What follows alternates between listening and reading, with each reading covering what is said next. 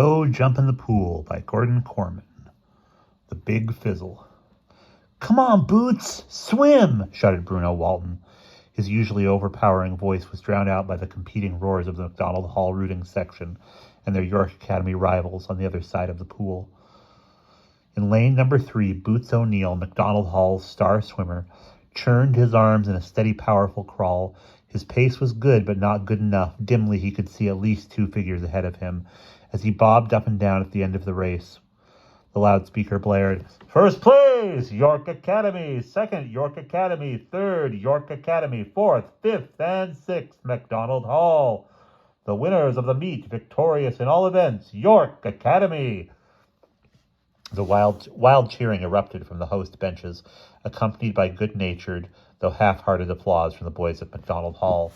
As Boots heaved himself out of the pool, Bruno threw him a towel. "Nice try." Boots nodded breathlessly. "Those turkeys can swim," he panted. "Why not?" Bruno shrugged indifferently. "They have their own pool. Our team gets an hour a week at the Y." Boots shook his head dejectedly. "It really gets to you," he said. "Only 2 weeks at school and already they're one up on us. I sure wish we had a pool." Silence fell as the boys from both schools watched Mr. Hartley, headmaster of York Academy, and Mr. Sturgeon, headmaster of MacDonald Hall, present a large, gleaming trophy to the smirking champion of the winning team. Boots and the rest of his team lined up for the traditional handshake, but led by their captain, the winners disdainfully turned their backs and walked out. Their jubilant supporters followed. "Boy!" exclaimed Sidney Rampolsky, withdrawing his outstretched hand to flip the wet hair back from his forehead. "I never saw anything like that before." "Gracious winners, aren't they?" someone commented. "Jerks. Such class. They've been swimming too long. They must have water on the brain." "Turkeys," snarled Bruno. "Someone's going to have to teach them some manners." "I don't mind losing," said Pete Anderson mildly, "but that was pretty rotten. I'd like to fix them for that." There were murmurs of agreement throughout the MacDonald Hall crowd. "Fortunately," announced Bruno with a diabolical grin, "I happen to have the very thing. Wilbur, you're strong. Go get the crate I hid under the back seat of our bus. The one marked Fizz All Upset Stomach Remedy." Boots stared at him in horror. "Fizz All? I thought you were kidding. Did you really bring that stuff?" "Of course," replied Bruno. "I believe in being prepared for any emergency. We'll mix them a cocktail they'll never forget." As the bus pulled out of the parking lot a half hour later, 20 pounds of Fizzall crystals were turning the York Academy pool into a white, boiling torrent. There was great jubilation on the bus, and much song and laughter. Mr. Sturgeon turned on his athletic director, Alex Flynn. "I'm very proud of our boys," he said. "They suffered an honorable defeat and were treated rudely, but they're not letting it upset them." As the bus turned off Highway 48 onto the tree-lined driveway of MacDonald Hall, students swarmed out to meet it. Across the road, a delegation of girls from the famous Miss Scrimmage's finishing school for young ladies waved and shrieked to welcome the boys' swim team home. The travelers rattled off the bus in great good humor. "Well," asked Mark Davies, editor of the school newspaper, "how did we make out this time?" "Oh," said Bruno airily, "it was a fizzle." "My boys did what?" Mr. Sturgeon exclaimed into the telephone. The call had been waiting for him when he entered his office. Mr. Hartley of York Academy, sir," his secretary had told him. "He seems very upset." "Surely, Hartley, you don't believe that. An empty crate of Fizzall. How peculiar. What did it do to the water? That bad, was it? Now see here, Hartley. My boys went straight to the locker room after that disgusting snub, and straight to the bus after that. No, I do not think the crate got up and walked. I simply cannot understand how you can accuse my boys of sabotaging your pool. There is absolutely no proof. Is that right? Well, why don't you try drinking some of your pool water? Perhaps it will settle your stomach." Angrily, he slammed the phone down in the receiver and sat for a moment to compose himself. An odd smile crept over his thin face. He buzzed his secretary on the intercom. Mrs. Davis, please send for Bruno Walton and Melvin O'Neill immediately.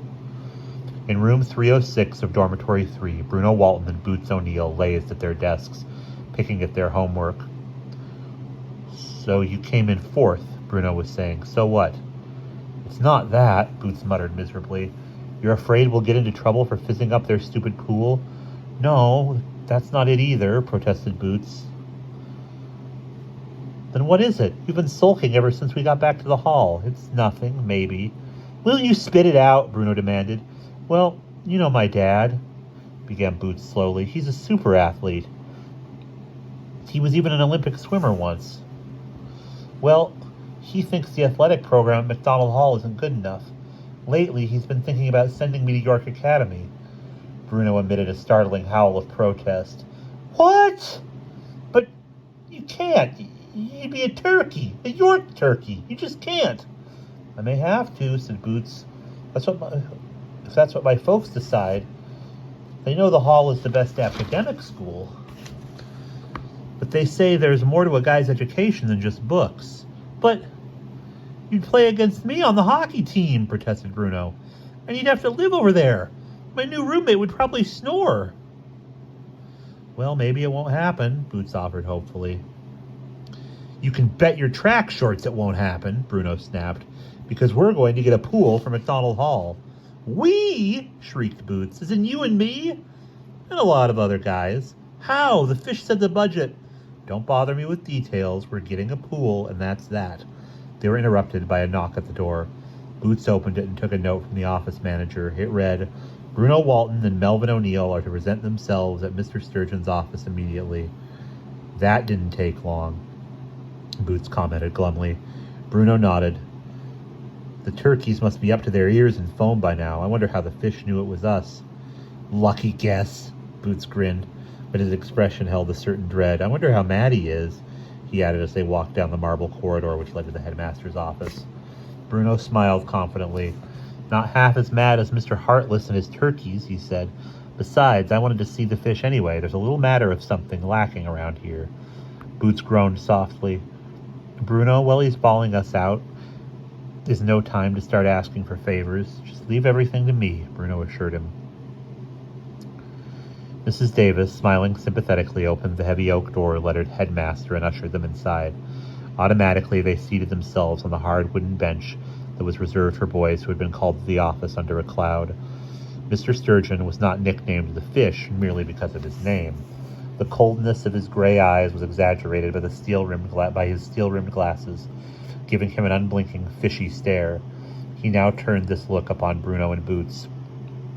I don't suppose I need to tell you what happened at York Academy immediately after we left, he said.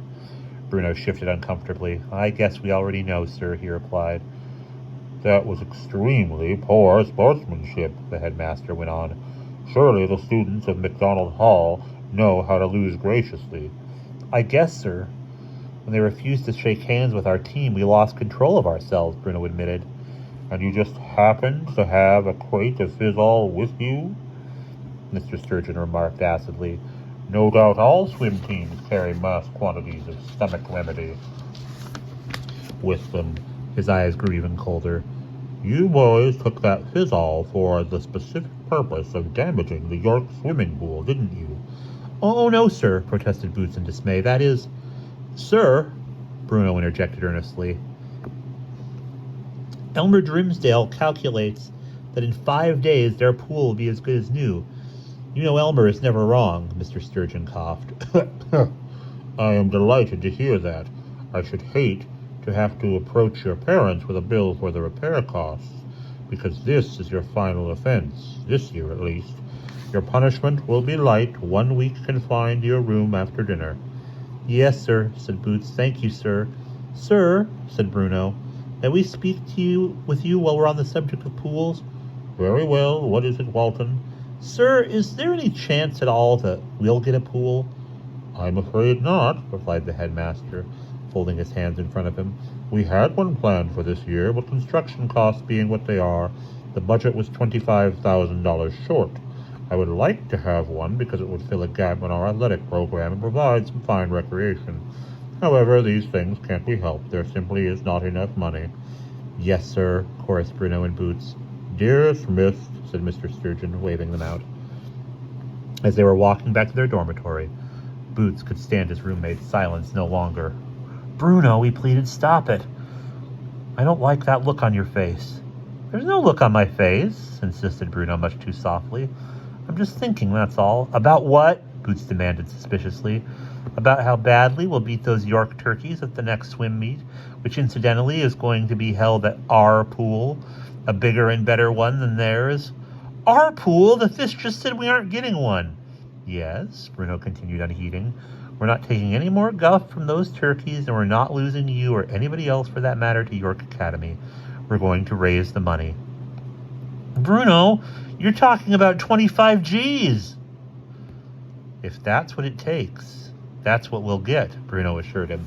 Tomorrow morning at breakfast, I want you to round up 5 or 6 guys. Let's say 2 from each dorm. We'll meet at lunch and set ourselves up as a fundraising committee. But Bruno, don't argue with me. You don't want to be a York turkey, do you? I wasn't arguing, replied Boots meekly. I just want to know who I should pick. Well, let's see, said Bruno thoughtfully. We'll need Elmer Grimsdale. He's a genius. And Mark Davies. We may need the print shop. Chris Talbot would be great. We'll need some artwork and get Wilbur Heckenschlemmer in case there's anything heavy to carry. That should do it. And what will you be doing while I'm recruiting? Asked Boots. Sleeping in, of course. You know I never get up for breakfast. Miss Davis, Mr. Sturgeon instructed his secretary, please notify Mr. Hartley of York Academy that his swimming pool will be back to normal in 5 days' time. He smiled thinly. Tell him I have it on the highest scientific authority. And that's the end of the first chapter.